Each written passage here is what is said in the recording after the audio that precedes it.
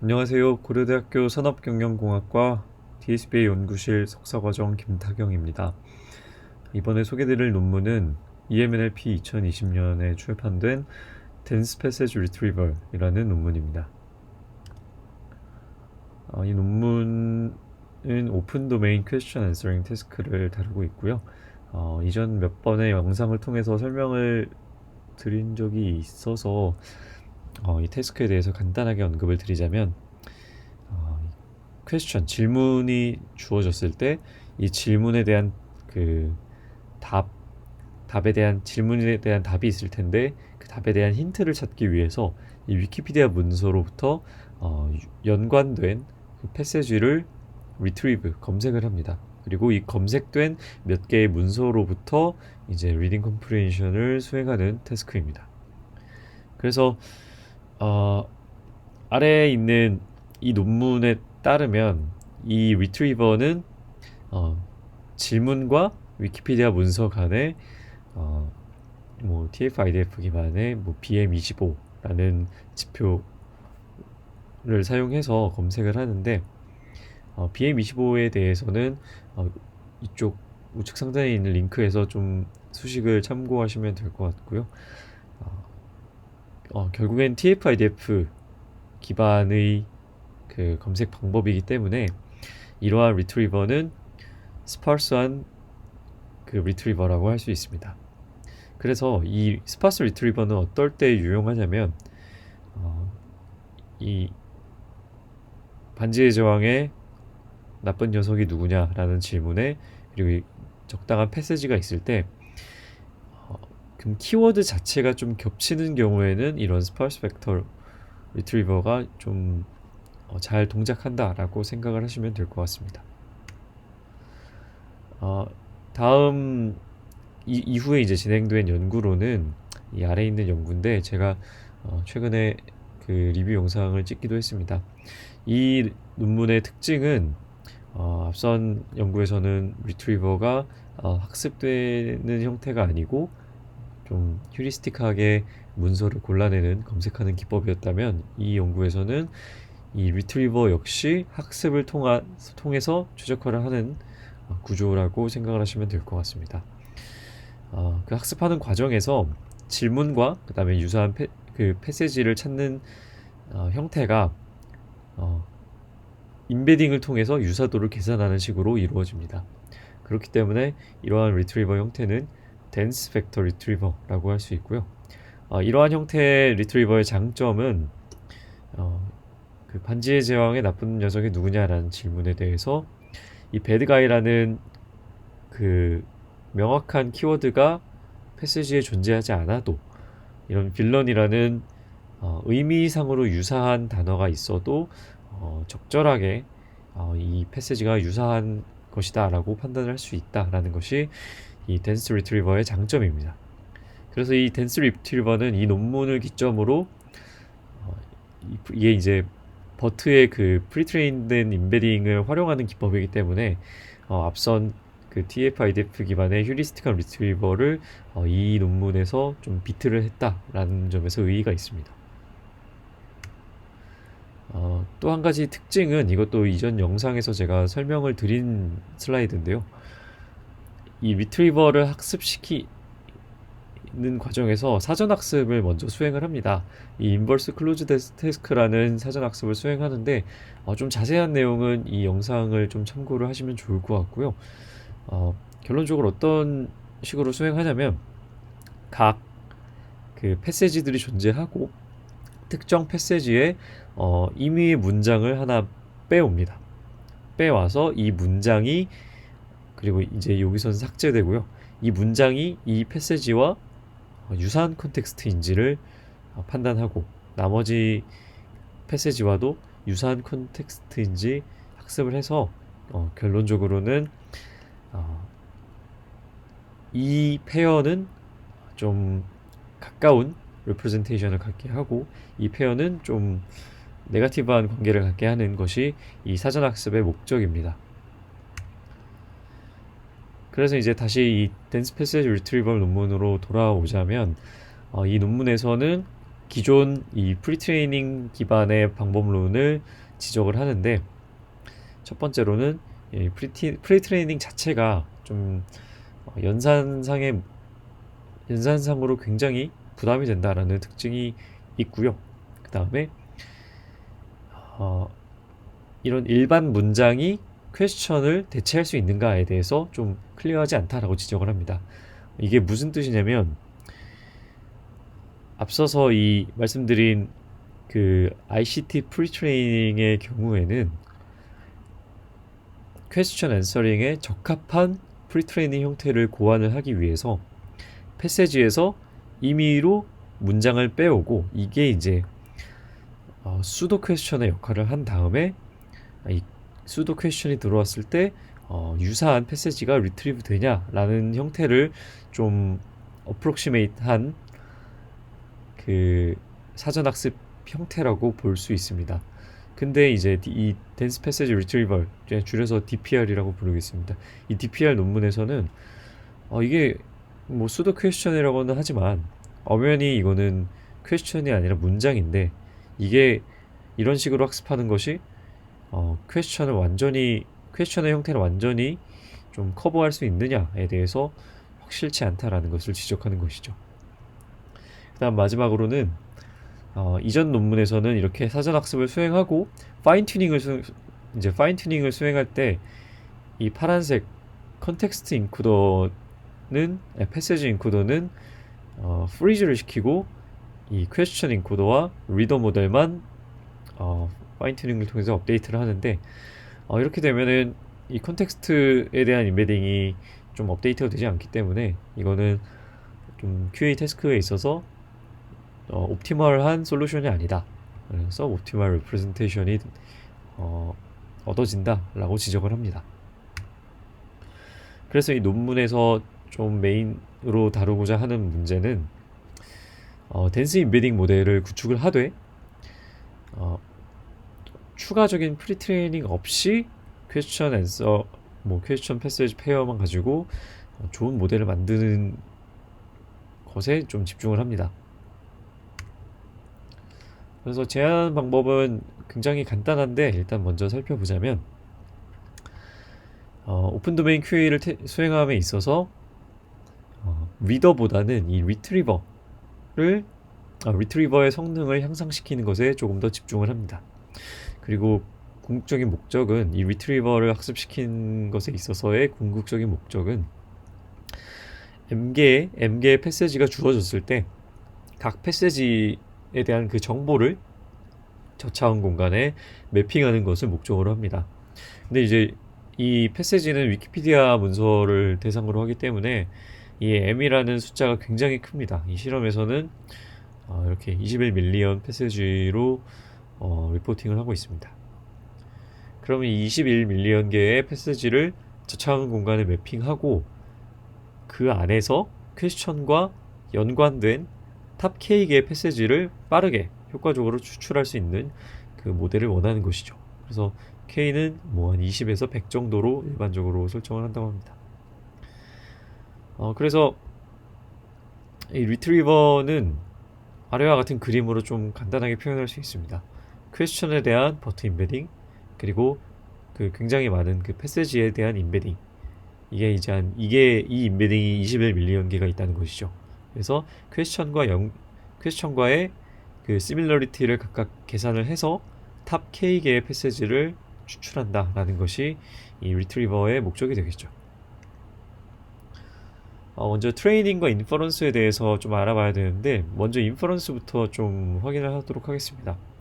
어떠한 방식으로 학습한 다음에 인퍼런스 단계에서는 그 모델의 파라미터가 고정되어 있기 때문에 이런 파이스 같은 그 벡터 간 시밀러리티를 빠르게 계산할 수 있는 라이브러리를 사용을 해서 그 임베딩 벡터를 미리 계산을 해서 이제 새로운 질문이 입력으로 들어왔을 때 그 질문과 관련된 패세지를 빠르게 반환하는 형태를 갖게 될 것입니다. 그 다음에 트레이닝 단계를 조금 설명드리겠습니다. 일단 이 트레이닝의 목적은 그러니까 질문과 그와 연관된 패세지끼리 가깝게 위치하는 이 벡터 스페이스를 구축하는 것입니다. 그러니까 데이터가 이 어떤 질문과 그다음에 질문에 연관된 패시지가 존재하고 그다음에 연관되지 않은 이런 네거티브 패시지들이 존재하겠죠.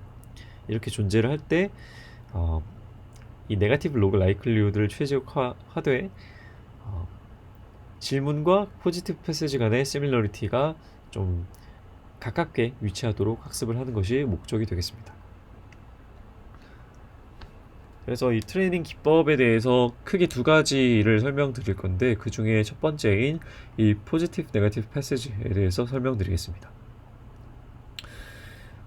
우선 앞서 말씀드렸다시피 위키피디아 문서에서 하나의 질문에 대한 네거티브 이그잼플은 너무나 많죠. 21 밀리언 개의 패시지가 존재하는데 하나의 질문에 대해서 네거티브 패시지는 엄청나게 많은 수가 있을 것입니다. 그래서 여기서 가정하는 거는 네거티브 이그잼플을 조금 더 신중하게 선택했을 때 더 나은 인코더를 만들 수 있다라고 언급을 합니다.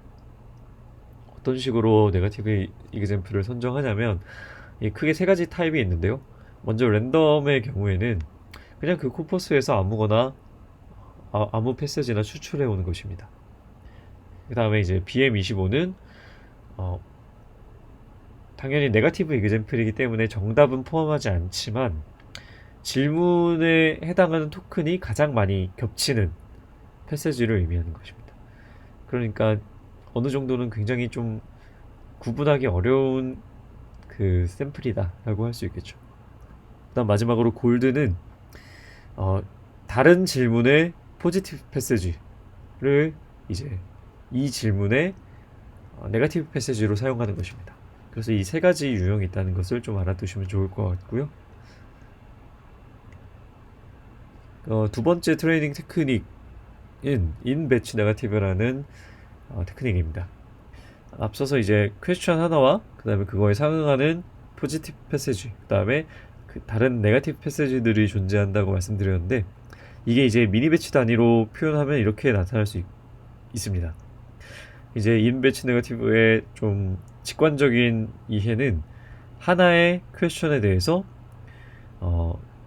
이 퀘스천에 할당된 이런 네거티브 패시지 뿐만 아니라 다른 미니 배치에 있는 그 정보들도 함께 네거티브 샘플로 활용할 수 있다라는 것이 좀 직관적인 설명이 될 것 같고요. 계산을 어떤 식으로 하는지에 대해서 좀 오른쪽에 표현을 해봤습니다. 예를 들어서 5개의 미니 배치로 구성된 퀘스천 인베딩이 있고요. 이 각각의 퀘스천에 대해서 인베딩 사이즈는 3이라고 보겠습니다. 그리고 이 패시지에 대한 인베딩도 3이고 그 다음에 5개의 이 각각의 질문과 대응하는 5개의 포지티브 패시지가 있겠죠. 그러면 이거 두 개를 이제 이 두 매트릭스를 곱하게 되면 이 B by B 매트릭스가 나타나게 될 것입니다. 그리고 이 첫 번째 퀘스천과 첫 번째 이 포지티브 패시지는 이 노란색 박스에 값이 계산되게 될 것이고요. 각 색깔마다 이렇게 이 대각 원소로 이제 그 계산 값이 위치하게 될 것입니다. 그렇다면 이 대각 원소의 값은 각 퀘스천에 대한 포지티브 패시지와의 이제 시밀러리티를 의미하는 거고요. 그러면 나머지 이 흰색으로 표현된 부분은 색깔이 없는 이 부분들은 각 질문에 대한 네거티브 패시지와의 시밀러리티라고 생각할 수 있겠죠. 그렇기 때문에 하나의 미니 배치 내에서 포지티브 패시지에 대한 시밀러리티와 그다음에 네거티브 패시지에 대한 시밀러리티를 모두 활용할 수 있다라는 것이 이 인배치 네거티브의 좀 핵심적인 내용입니다. 그래서 이런 식으로 계산을 하면 좀 간단하기도 하고 그 다음에 메모리 효율적이기도 하다라고 주장을 합니다. 그래서 실험 부분을 좀 살펴보자면 이렇게 5가지 데이터셋을 사용했습니다. 각 데이터의 특징에 대해서는 잠시 영상을 스톱하고 읽어보시면 좋을 것 같고요. 이 논문은 그 QA 중에서 리트리버에 좀 초점을 맞추었기 때문에 이 리트리버 애큐러시를 주로 다루었습니다. 그래서 일단 이 성능 리포팅 할 때 이 메인 세팅은 인배치 네거티브 기법을 사용하고 배치 사이즈 이렇게 설정하고, 그 다음에 뒤에 하나의 그러니까 네거티브 패세지들이 있을 텐데 추가적으로 하나의 BM25 네거티브를 더한 것을 메인 세팅으로 설정했습니다. 이걸 더하고 안 더하고에 대한 그 성능 차이는 뒤에서 좀 더 보여드리도록 하겠습니다. 그래서 이 retrieval accuracy, 그러니까 질문이 주어졌을 때 뭐 패세지 중에 탑 20개를 뽑았을 때, 탑 100개를 뽑았을 때 그 정답이 있는 패세지를 뽑을 확률을 나타낸 결과겠죠. 이 성능표를 보시면 이 아래와 같습니다. 핵심적인 내용은 탑 20과 탑 100에 대해서 K가 작을수록, 그러니까 그 탑 20, 그러니까 좀 더 어려운 태스크겠죠 이게. 탑 20개를 뽑았을 때 정답이 있을 확률은 그냥 이 BM25 기반의 휴리스틱한 그 리트리버를 사용했을 때와 그다음에 DPR을 사용했을 때 성능 차이가 탑 100보다는 훨씬 크다라고 언급을 합니다. 그리고 이 데이터셋 중에서 특히 좀 스쿼드 데이터셋에 대해서는 다른 데이터셋에 비해서 이런 기존 휴리스틱한 기법이 더 좋은 성능을 보이는 경향이 있는데, 이 경우에는 이전 연구에서도 많이 지적된 사항이지만 이 스쿼드 데이터셋 자체가 어노테이팅을 할 때 그 어노테이터가 패세지를 이미 본 후에 질문을 작성하는, 그러니까 어느 정도 정답을 미리 본 후에 어노테이션을 수행하는 바이어스가 존재하고요. 그 다음에 위키피디아 문서 자체도 굉장히 적은 양을 사용했기 때문에 이런 휴리스틱 기반의 리트리버가 좋은 성능을 내게 된다라고 주장을 합니다. 그리고 제가 설명을 안 드린 부분이 있는데, 이 트레이닝 부분에서 이 멀티라는 부분은 이 각각에 대한 데이터셋에 대해서 성능을 낼 때 학습 시에 스쿼드를 제외한 나머지 모든 데이터를 합쳐서 학습한 그 케이스를 의미하고요. 이 BM25와 DPR 부분은 이 DPR로 이제 랭킹을 매긴 리트리버한 결과와 그다음에 BM25로 리트리버한 결과를 좀 리니어 컴비네이션을 하여서 좀 다시 랭킹을 매긴 결과라고 생각하시면 될 것 같습니다. 그래서 결과적으로 DPR이 전반적으로 뛰어난 성능을 보이는 것을 확인할 수 있고요. 그 다음에 샘플 이피션시에 대해서 좀 설명을 드리자면, 가장 이 오른쪽 표에서 가장 아래 부분이 이제 그 휴리스틱 기반의 BM25 리트리버에 대한 그 애큐러시입니다. 그런데 트레이닝 데이터를 굉장히 제한하면서 점점 늘려가면서 DPR에 대한 성능 측정을 했을 때, 심지어 트레이닝 데이터를 1000개밖에 사용하지 않았음에도 불구하고 이 BM25를 뛰어넘은 것을 확인할 수 있습니다. 그리고 데이터를 점점 늘려갈수록 비례해서 이 Retrieval Accuracy가 증가하는 것을 확인할 수 있겠죠. 그 다음에 인배치 네거티브 트레이닝을 수행했을 때의 효과를 조금 더 살펴보도록 하겠습니다. 좀 단계적으로 설명을 드릴 텐데, 먼저 가장 윗부분에 있는 블록의 경우에는 여기서 알 수 있는 점은 일단 n의 경우, n은 여기 나와 있듯이 네거티브 이그젬플의 개수입니다. 그래서 n을 고정하고 이 네거티브 이그젬플의 타입만 변경했을 때 탑 5까지는 좀 어느 정도 성능 차이가 있지만 탑 20을 넘어갔을 때는 좀 크게 네거티브 패시지의 종류를 타지 않는다 라는 것을 확인할 수 있고요. 그 다음에 미들 블록에 대해서는 미들 블록 중에서 이 가장 첫 번째 줄이랑 바로 위에 있는 이 회색 박스에 있는 결과를 비교해 보자면 다른 게 인배치 네거티브를 적용하고 적용하지 않고의 차이입니다. 그런데 성능 차이가 전반적으로 뛰어나게 된 것을 확인할 수 있겠죠. 그 중에 이제 탑5의 경우에는 좀 성능 향상치가 좀 굉장히 크게 나타납니다. 사실 이 부분은 조금 좀 놀랍기도 한 게, 그 인배치 네거티브라는 것 자체가 뭐 전체 패스지에서 샘플링 하는 거를 대신해서 그냥 이 배치 사이즈 내에서 네거티브 샘플을 선정한다라는 것인데, 이 미니 배치를 구성하는데 별도의 좀 디자이닝을 하지 않았음에도 불구하고 그냥 이걸 사용했을 때 성능이 거의 10% 정도 올랐다는 게 개인적으로 좀 놀라웠습니다. 어쨌든 인배치 네거티브를 적용했을 때 그 모든 상황에서 성능 향상이 있었다라는 거고요. 그 다음에 배치 사이즈를 증가했을 때 점점 더 성능이 증가하는 것을 확인할 수 있습니다. 그 다음에 가장 아래 블록에 대해서 살펴보자면, 아까 그 네거티브 샘플에다가 마지막에 이 BM25 기반의 그 하드 네거티브를 하나를 더 추가했다고 말씀드렸는데, 어떤 식으로 했냐면, 배치 내에 있는 모든 질문, 그러니까 뭐 배치 사이즈가 5라면 뭐 각각의 질문에 대해서 좀 하나의 하나의 BM25 네거티브 패세지를 추가함으로써 모든 질문에 대해서 네거티브 패세지로 작용하게 하는 효과를 추가를 했고요. 이런 식으로 하드 네거티브를 추가했을 때, 뭐 그리고 배치 사이즈를 적절히 키웠을 때 가장 좋은 성능을 보였다라고 리포팅을 합니다. 그래서 아까 좀 언급을 드렸지만,